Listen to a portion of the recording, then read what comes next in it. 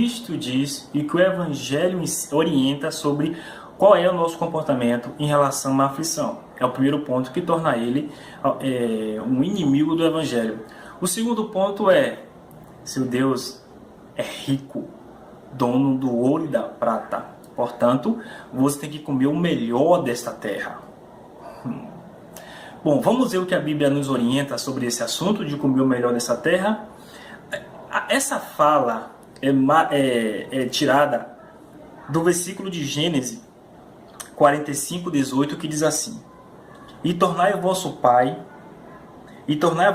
as vossas famílias, e vinde a mim, e eu vos darei o melhor da terra do Egito, e comereis a fartura da terra. Esse versículo, dá uma olhadinha lá no capítulo 45 de Gênesis, é Faraó falando com José acerca da família dele, de trazer para o Egito, e assim eles iam comer o melhor da terra do Egito, da fartura do Egito. Também um outro versículo usado, que é o mais forte para eles, do Antigo Testamento, nisso de comer o melhor da terra, é Isaías capítulo 1:19, que diz assim: Se quiserdes e ouvirdes, comereis o bem desta terra. Pronto, está claro que o Senhor quer que comamos o bem desta terra. Existem algumas coisas envolvidas aqui.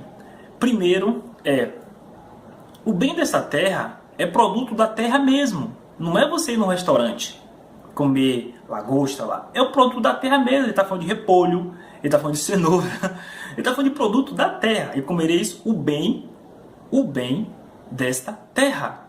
Da terra de Israel. E não está falando comer o bem dessa terra em relação ao planeta. O melhor que tem no planeta Terra você vai comer. Está falando o melhor da terra do israelita. Israel. É o primeiro ponto. Segundo ponto, essa promessa foi feita para quem?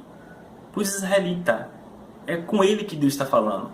Só que esse povo, movido pela a ganância e usurpação de que não aguenta ver promessa. Esse tipo de crente não aguenta ver promessa, que pega logo para eles. É tudo deles. Mesmo que o Senhor não tenha se referido a ele, que não esteja no Evangelho tal promessa, que não foi feita aos cristãos tal promessa, eles usurpam por assim. São usurpadores de promessa. Essa promessa está feita aos israelitas sobre comer as verduras da terra de Israel. Ponto. Mas vamos então, o que é que o Evangelho ensina sobre esse assunto? O que está escrito lá no Novo Testamento sobre eu tenho que comer o melhor desta terra? Começamos então. Bom, ainda no Antigo, aliás, no livro de Provérbios, no capítulo 30, versículo 8, está escrito assim: Afasta de mim a vaidade e a palavra mentirosa. Essas são duas coisas, vaidade e palavra mentirosa. E uma terceira coisa que ele pede ao Senhor: não me des nem a pobreza, não me deixe ser pobre, nem também a riqueza. Mantenha-me do pão da minha porção acostumada. Ô Senhor, basta me dar o sustento cotidiano e para mim está beleza. Isso no Antigo. Aí ele diz o porquê. No 9. Para que porventura, de farto, não te negue e diga: quem é o Senhor? Ou que, empobrecendo, venha furtar e lance mão do nome de Deus. Por conta de quê? Da pobreza eu venha roubar, e eu tendo riqueza eu venha dizer assim: eu sou rico, eu tenho de tudo. Que ele diga exatamente o que Jesus falou daquele louco que ajuntou em celeiros e disse para sua alma: alma, come, bebe, folga, tem bens para muitos dias. E o Senhor diz: louco, à meia-noite pedirão tua alma, o que tem preparado, para quem será? Então, para que evite essa soberba, então ele fala assim: eu não quero nem a riqueza, que pode me produzir isso, nem quero a pobreza, que pode me produzir isso, na minha porção cotidiana. Isso no Antigo. Então vamos para o Novo Testamento. Então, em Romanos 12:16 está escrito: sede unânimes entre vós. Não ambicionei coisas altas, ouviu? seguidor de teologia da prosperidade, que tem que ser rico. Não ambicionei coisas altas. Mas acomodai-vos com as humildes. Ou seja, é uma oposição à busca desenfreada por riqueza, que é uma das marcas de Ed Macedo e o que ele ensina aos seus seguidores. Mas, na verdade, você tem que se acomodar com coisas humildes. Isso está em Romanos e não para por aí. Também está escrito em 1 Timóteo 6, 8 a 11. Essa daqui é o versículo exatamente para este homem. 1 Timóteo 6, 8 a 11. Tendo, porém, o que a palavra te diz, tendo, porém, sustento, e com que nos cobrimos, estejamos, pois, contente com isto. Você já tem sustento? Você já tem com o que se vestir? Esteja, pois, contente com isso. Isso em Timóteo. Em Romanos fala para você não ambicionar coisas altas, mas ficar com as coisas humildes. E aqui te diz, olha, você já tem o que comer, o que vestir? Pronto, acabou. Esteja contente com isso. E aí ele vai dizer característica que está acontecendo na igreja deste homem. Mas os que querem ser ricos, que é o que é orientado por este homem, orienta os crentes que tem que ser ricos, mas os que querem ser ricos caem em tentação, em laço, em muitas concupiscências loucas, nocivas, e submergem os homens à perdição e à ruína. Porque o amor ao dinheiro, não o dinheiro, né? Mas o amor a ele. Porque o amor ao dinheiro é a raiz de toda espécie de males. E nessa cobiça de ter dinheiro, de ter mansão, carro, iate, de ter tudo, de ganhar tudo, de comer o melhor da terra, e nessa ambição, nessa cobiça, né, alguns se desviaram da fé e se transpassaram a si mesmo com muitas dores. 11. Mas tu, homem de Deus, quem é homem de Deus? Aqueles que são homens de Deus. Mas tu, ó homem de Deus, foge destas coisas, foge dessa loucura de querer ser rico, de querer dinheiro, de comer o melhor da terra, de não aceitar aflição, foge dessas coisas. E segue a justiça, a piedade, a fé, o amor, paciência e mansidão. Isso é o que um homem de Deus deve buscar e fugir do amor ao dinheiro, de querer buscar as coisas dessa terra. Também está escrito em Hebreus, capítulo 13, 5. Sejam os vossos costumes sem avareza. Amor ao dinheiro, que está escrito lá em Timóteo. Amor ao dinheiro. Contentando-vos com o que você tem. Porque ele disse, não te deixarei, nem te desampararei. Contentando-vos com o que você tem. Mas o camarada ensina diferente. O camarada ensina que você deve se revoltar, que você não deve aceitar e ainda cobrar e exigir de Deus uma elevação no dinheiro, na riqueza, na prosperidade. Mas a palavra diz o contrário. Provérbio diz o contrário. Romano diz o contrário. Timóteo diz o contrário. Hebreu diz o contrário. E não acabou não. Continuamos. Tem mais ainda a mensagem no Novo Testamento que mostra que Edir Macedo é um opositor da sã doutrina do Evangelho. Tiago 2, 5. Ouve, meus amados irmãos, porventura não escolheu Deus aos pobres. Deus escolheu aos pobres. Para que Deus escolheu os pobres? Não escolheu Deus aos pobres deste mundo para serem ricos? Olha aí, Deus quer que você seja rico. Deus escolheu os pobres para serem ricos. Não escolheu Deus os pobres deste mundo para serem ricos na fé e herdeiro do reino que prometeu aos que o amam. É para isso que Deus nos chamou, para sermos ricos na fé.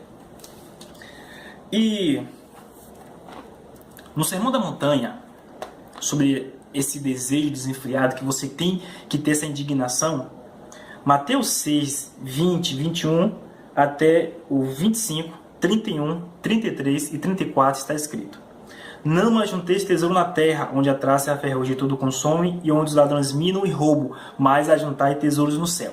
Jesus está falando desse desejo, desse amor, de querer, não, eu tenho que ter uma mansão com casa, com piscina, com carro do ano melhor, que eu tenho que ter saúde, eu não posso passar por aflição. Você está juntando um tesouro na terra, nessa ambição, nessa cobiça, nesse amor ao dinheiro. Porque onde estiver o vosso tesouro, aí estará o vosso coração. Pelo que você mais procura fazer, o seu coração está voltado para isso. Aí ele diz uma coisa curiosa: a candeia do corpo são os olhos, de sorte que se os teus olhos forem bons, todo o teu corpo terá luz. Se porém os teus olhos forem maus, o teu corpo será tenebroso. Se, portanto, a luz que há em ti são trevas, quão grandes serão tais trevas? O que ele está falando? Ele está falando de juntar tesouros na terra. Mansão, carro, móveis. Ele está falando que, isso aí, essa questão de juntar tesouros na terra é porque os seus olhos são maus.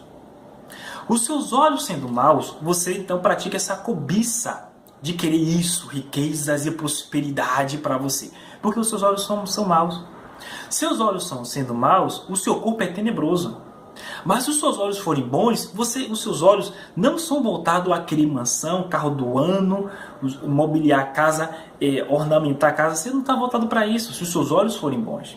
Se os seus olhos forem bons, você vai procurar a piedade, a justiça, aquilo que está escrito lá em 1 Timóteo, no capítulo 6. Você vai procurar coisa diferente, se preocupar com coisa diferente. E ele continua. No 24. Ninguém pode servir a dois senhores, porque ou há de odiar um e amar o outro, ou se dedicará a um e desprezará o outro. Não poder servir a Deus e a Mamon. Está vendo a abordagem aqui no Sermão da Montanha? É o amor ao dinheiro. Eu tenho esse amor ao dinheiro, no caso, o dinheiro é meu senhor. Chamado aqui de Mamon. É meu senhor. Se eu tenho o dinheiro como meu senhor, então eu quero ajuntar tesouros na terra. Eu junto esse tesouro na terra porque os meus olhos são maus. Que há trevas nos meus olhos. Tá? E isso faz com que meu corpo seja tenebroso. É tudo correlacionado. E nessa questão de que o dinheiro é teu senhor, por que o dinheiro é senhor dele? O que está escrito em Timóteo, o amor ao dinheiro. Se eu amo o dinheiro, ele se torna meu senhor. Em Colossenses 3,5, ele vai dizer o seguinte. Colossenses 3,5. Mortificai, pois, os vossos membros que estão sobre a terra. Mate os seus membros, o desejo carnal de seus membros. Mate. Aí ele diz o quê? A prostituição, a impureza, o apetite desordenado, a vil concupiscência e a avareza, que é a idolatria. Ele está falando que a avareza, o amor ao dinheiro, que 1 Timóteo fala, o amor ao dinheiro é a raiz de todo mal, a avareza, é uma idolatria. Por isso que diz que o dinheiro é teu senhor. Porque você idolatra o dinheiro. Todos aqueles que idolatram o dinheiro, que são avarentos, aqueles que são avarentos, que amam o dinheiro, eles têm o dinheiro como seu senhor e eles idolatram o dinheiro. Então eles vão fazer o quê? Juntar tesouros na terra, querer ser rico, ser próspero, tem que comer o melhor dessa terra. Eles vão buscar isso, porque seus olhos são maus. Porque esse desejo de riqueza parte daqui. Você vê o carro do ano e você quer para você. Então, é outro, além do assunto da aflição, que ter que ser rico, são dois ensinos que se opõem à sã doutrina do Evangelho, que mostra que esse homem é um inimigo da sã doutrina do Evangelho de Cristo. E o Senhor continua, no Sermão da Montanha, no 31. Não andeis, pois, inquietos, dizendo que comeremos, ou que beberemos, ou com que vestiremos. Não andeis inquietos nessas sessões. Eu quero, me dê. O Senhor tem que me dar. O Senhor prometeu, vai ter que me dar. Não andeis inquietos. Pare com isso, com essa ansiedade. O que vestiremos? Preocupado com o que você vai beber, preocupado com o que comer, preocupado com o que vestir. Aí diz, mas buscai primeiro o reino de Deus e a sua justiça. A prioridade é o reino de Deus e a sua justiça. E todas essas coisas vos serão acrescentadas. E todas estas coisas, e não todas as coisas vos serão acrescentadas.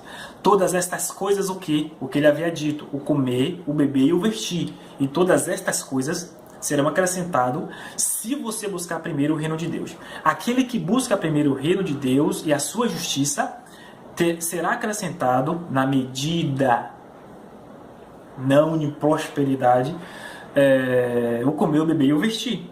34. Não vos inquieteis nessas sessões, nessas reuniões de os indignados, dos revoltados. Não vos inquieteis, pois pelo dia de amanhã. Olha só o que Jesus está falando. Não se preocupe com amanhã, o que você vai comer amanhã. Não se preocupe, porque o dia de amanhã cuidará de si mesmo. Basta cada dia o seu mal. Opa, Cristo mais uma vez está afirmando que haverá o mal cotidiano. Basta cada dia o seu mal. Só que o mal que ele está tratando aqui é o quê? É dessa coisa de não ter o que comer, não ter o que vestir, não ter o que beber. Isso é o ensino de Cristo. Isso está no maior sermão de Cristo durante o seu ministério, que é o Sermão da Montanha, no capítulo 6. Na metade do capítulo 6, até o final, ele aborda sobre você não andar ansioso, não andar inquieto, não andar com o coração preocupado buscando essas coisas, mas que você deve ter prioridade em buscar a justiça do reino, que é o amor, o perdão, a piedade, a justiça, a mansidão, e o reino de Deus, que é a sua doutrina, os ensinamentos verdadeiros e sãos de Jesus Cristo. Essa deve ser a sua prioridade. Curiosamente, Jesus falou uma parábola com dois exemplos que simboliza muito aquele que não aceita a aflição e aquele que quer ser próspero. A parábola do semeador fala que um semeador saiu para semear e sementes foram caindo no meio do caminho. Vou falar só de duas. A que caiu no meio de pedras, que nasce, quando vem um sol ela seca, porque não tem raiz profunda, e aquela que caiu no meio de espinho, e ela tenta crescer, mas os espinhos a sufocam. Esses dois exemplos, aqui na parábola do semeador, exemplifica aquele que não aceita aflição e aquele que quer ser rico. Em Mateus 13, 20 ao 22, Jesus diz o seguinte: porém, o que foi semeado em pedregais é o que ouve a palavra e logo a recebe com alegria. Ele ouviu a mensagem, recebeu com alegria, se converteu, é um crente alegre, feliz, está animado em ser cristão, mas não tem raiz em si mesmo. Não tem raiz profunda esse crente. Ele aceitou com alegria, mas não tem raiz profunda. O que acontece com ele? Antes é de pouca duração. E chegada a angústia, que é o sol, chegada a angústia, a tribulação, e chegada a angústia e a perseguição, por causa da palavra, logo se ofende. Ele se ofende por estar passando por isso, porque ele não aceita passar por isso. Porque Edir Macedo ensinou ele que ele não pode passar por isso. Então ele se ofende. Esse aqui é já naquela época, Cristo já falava sobre esse seguidor de Edir Macedo, né? Que vem com alegria e tal, está sendo crente feliz, mas quando surge a tribulação e a angústia, ele se ofende com isso. E o segundo, e o que foi semeado entre espinhos é o que ouve a palavra, mas os cuidados deste mundo, os olhos cobiçosos, o amor ao dinheiro, mas os cuidados deste mundo e a sedução das riquezas, seguidor de teologia da prosperidade, e a sedução das riquezas sufocam a palavra e fica infrutífera. Ou seja, você vê que o primeiro da aflição, quando ele se ofende, ele sai. Já o do espinho não, ele permanece querendo ser rico. Veja o que a palavra diz, e fica infrutífero, ele permanece, mas não dá fruto. Porque o propósito dele de ir para um culto, para uma sessão, é ser rico. Ele está seduzido pela riqueza, pelo carro do ano, pela mansão, né? Os olhos deles, as trevas dos olhos dele desejam isso, e o Senhor, o dinheiro, está no coração dele. E ele é um idólatra de Mamon. Aí eles dizem, mas está escrito que Jesus morreu para que as bênçãos de Abraão nos alcançassem.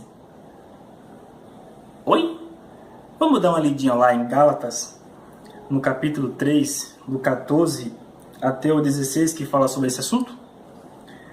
Para que a bênção de Abraão chegasse aos gentios, que somos nós, por Jesus Cristo.